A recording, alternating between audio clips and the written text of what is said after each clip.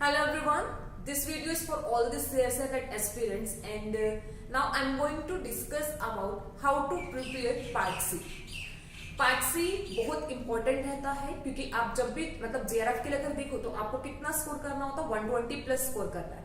और पार्ट सी में मतलब अगर देखा जाए तो 100 की वेटेज आपका पार्ट सी रखता है। तो अगर आप पार्ट सी को अच्छे से प्रिपेयर करोगे मतलब अच्छी प्रिपरेशन आपकी रहेगी तो बहुत मतलब एक मेजर आपको जो जेआरएफ क्लियर करने में जो एक इंपॉर्टेंट रोल प्ले करेगा पार्ट सी यहाँ पर होगा। और पार्ट सी में आप 100 आउट ऑफ 100 स्कोर कर सकते हो। Yes, it is possible to score 100 out of 100 in part C.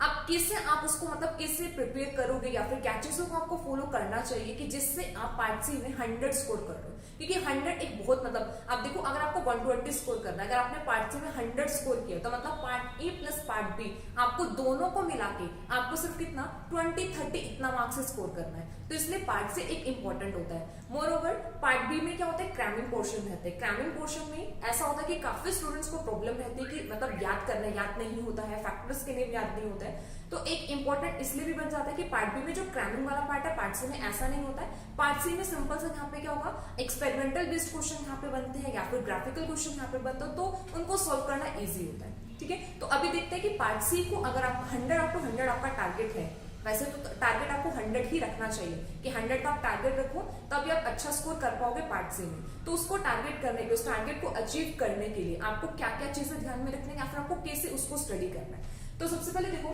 Part सी के लिए प्रिपेयर करने के लिए ऐसा कोई शॉर्ट ट्रिक नहीं है। अगर आप सोच रहे हो कि आप किसी भी शॉर्ट ट्रिक को फॉलो करके पार्ट सी में 100 आउट ऑफ 100 स्कोर करोगे तो ऐसा पॉसिबल ही नहीं है। तो इसके लिए कोई भी शॉर्ट ट्रिक नहीं है। आपको यहाँ पे स्टैंडर्ड बुक्स को फॉलो करना ही करना पड़ेगा, हर एक कंसेप्ट को डीपली पढ़ना ही पढ़ना पड़ेगा। तो किसी भी टाइप की शॉर्ट ट्रिक से अगर आप कोई भी कंसेप्ट किसी भी शॉर्ट फॉर्म में पढ़ के आप पार्ट सी क्रैक नहीं कर सकते, क्योंकि अभी जो क्वेश्चंस बन रहे हैं पार्ट सी में काफी डेप्थ नॉलेज के साथ बन रहे हैं, डीप नॉलेज में। मतलब कोई भी कंसेप्ट आप पढ़ोगे तो देखोगे तो बिल्कुल डीप में वो पूछा जाता है। और आप पार्ट सी को प्रिपेयर करोगे तो साथ के साथ आपका पार्ट बी तो ऑटोमेटिकली प्रिपेयर हो जाएगा, क्योंकि पार्ट सी को जितना डीप आप पढ़ोगे उतना ज्यादा फैक्टर्स आप पढ़ोगे। फैक्टर्स पढ़ोगे तो वही फैक्टर्स आपके कहां पर आने वाला, पार्ट बी में आने वाले। तो पार्ट सी तो एक इंपॉर्टेंट है।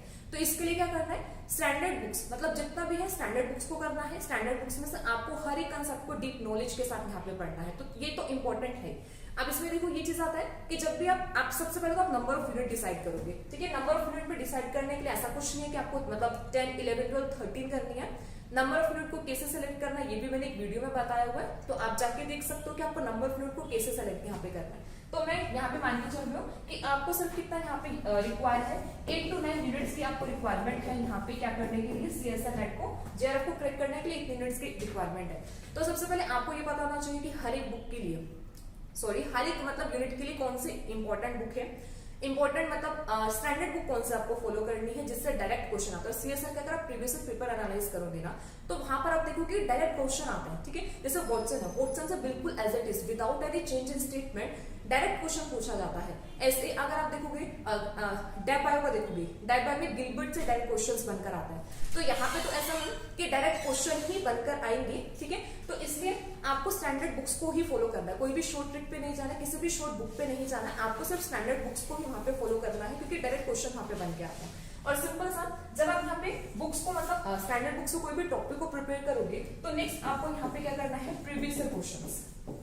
ठीक है, इंपॉर्टेंट है प्रीवियस क्वेश्चंस करना। तो सबसे पहले सिर्फ प्रीवियस क्वेश्चंस पर ध्यान देना है, इधर उधर से कोई भी प्रैक्टिस क्वेश्चन नहीं। पहले जब आपके प्रीवियस क्वेश्चंस हो जाएंगे, आपको लगता है कि आपने प्रीवियस क्वेश्चंस को कर लिया है, अब आप मतलब इंप्लीमेंट कर पा रहे हो हर एक कंसेप्ट को, तब जाके आपको क्या करना है, किसी प्रैक्टिस क्वेश्चन को मतलब इधर मतलब कोई भी टाइप की प्रैक्टिस क्वेश्चन को आप कर सकते हो, लेकिन पहले प्रीवियस क्वेश्चन इंपॉर्टेंट है। प्रीवियस क्वेश्चन में भी अभी जो रिसेंट पेपर्स के जो आता है ना, रिसेंट पेपर जो अभी हुए हैं, ठीक है, वहां पे मतलब जब से मतलब थोड़ा सा पैटर्न चेंज होना स्टार्ट हुआ है क्वेश्चंस का, वो वाले क्वेश्चंस को ज्यादा आप ध्यान दो। और सिर्फ अभी यहाँ पे कैसे पार्ट सी की आपको क्या करना है, क्वेश्चन से जैसे कोई भी टॉपिक आप पढ़ते हो तो ओनली पार्ट सी के क्वेश्चंस वहां पे देखने ही कि पार्ट सी का यहाँ पे कैसा होगा, क्योंकि ये चीज आपको हेल्प करेगा कि इस टॉपिक से कैसे क्वेश्चन यहाँ पर आ सकते। तो पार्ट सी के लिए सिंपल सा स्टैंडर्ड बुक्स पढ़ो, स्टैंडर्ड बुक से हर एक टॉपिक को डीप मतलब डेप्थ में जाके पढ़ना है, और साथ के साथ क्वेश्चन प्रैक्टिस यहाँ पे करते रहेंगे।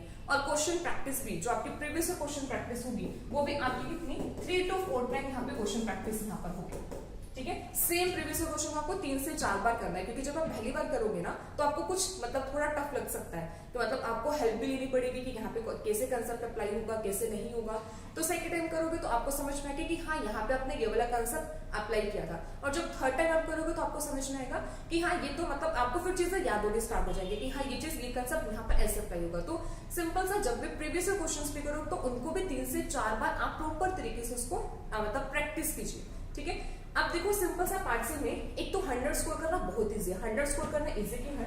क्योंकि आपके पास 75 क्वेश्चंस है, 75 में से आपको सिलेक्शन कितने की करनी है? 25 की। और अगर आपने 9 मिनट्स भी प्रिपेयर किया ना, 9 मिनट में भी, तो आपका जो 75 है ना, मैं गारंटी के साथ बोल सकती हूँ कि 75 में से 30 क्वेश्चन आपको ऐसे मिलेंगे जो आपको आते होंगे, ठीक है। 30 भी मैं कम बोल रही हूँ, लेकिन ऐसा होता है कि 30 से ज्यादा क्वेश्चन आपको पता होगा कि मतलब आपको आते होंगे, ठीक है।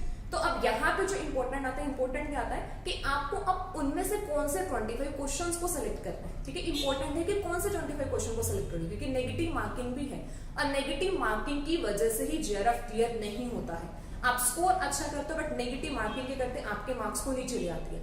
तो ये तभी होता है कि आपको डिसाइड करना है कि आपको कौन से 25 क्वेश्चंस को चूज करना है, या फिर कौन से क्वेश्चंस आपको ऐसा लग रहा है कि जो आपको आपका नेगेटिव मार्क वहां पे नहीं लिखेगा। तो इसके लिए ये कैसे सिलेक्शन होगी? ये सिलेक्शन तभी होगी जब आपकी प्रैक्टिस ज्यादा होगी।